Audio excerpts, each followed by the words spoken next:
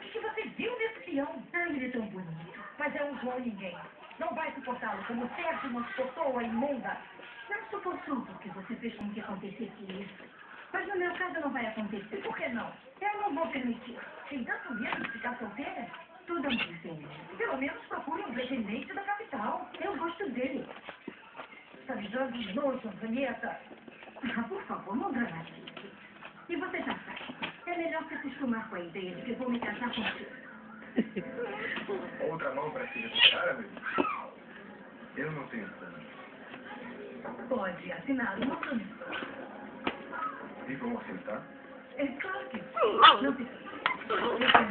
Oh, meu Deus, eu vou estar ensinando a cara que eu tenho pra fora. Para poder continuar jogando. Tá bom? Isso é bem. Ele ajuda eu nessa atividade de vocês? Vamos jogar. Eu volto. Deixa ele jogar.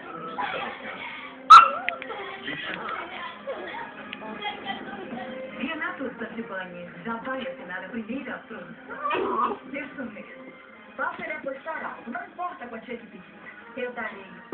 E assim será até eu dizer basta, entendeu? Entendi, Verla.